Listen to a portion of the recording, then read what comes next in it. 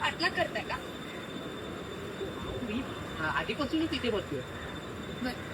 अहो तुमची ती कविता अर्धवट राहिली. अहो काय तुमचं कविता कविता चालू आहे? इथे अगोदरच माझी गाडी उशीर आहे. म्हणजे आज पण तुम्ही काहीच आहात. काय म्हणजे बोललात का?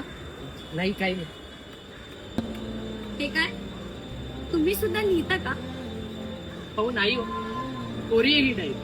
अहो मग लिहा की त्यावर काहीतरी. लिहायला सुचायला हवं ना.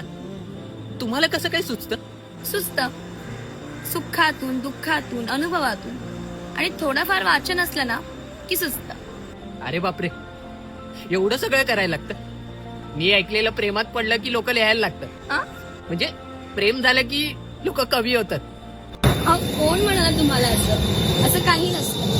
नाही म्हणजे प्रेम असावं लागतंच हो, पण ते दोन व्यक्तींमधलंच असायला हवं असं काही नसतं. प्रत्येकाची प्रेमाची व्याख्या आणि लिखाणामागचं कारण हे वेगळं असू शकतं.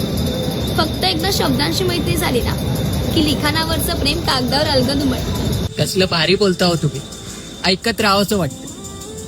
फ्रेंड्स नाही, शब्दांशी मैत्री करतो, लिखाण करायचंय ना. बर, कोणाच्या प्रेमासाठी?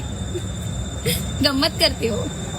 ऍक्च्युली ना, मला तुमच्याशी थोडं बोलायचं होतं. मला तुम्ही ऐका ना, तुमची गाडी आहे. 1 मिनिटाची आसनगावला जाणारी जलद लोकल मी निघते. परत जर कधी चुकून भेटलो ना, बोलू. ही लोकल आणि चला. डोंबिवली कल्याण. तू नीरवतेच्या प्रहराकाठी भेट मला, अनपरसातील प्राजक्ता समवेच मला. मज उधळून जाण्या तुके सुद्धा पुरते ग, तुझी आठवण कविता होऊन छळते ग, तुझी आठवण कविता होऊन छळते ग.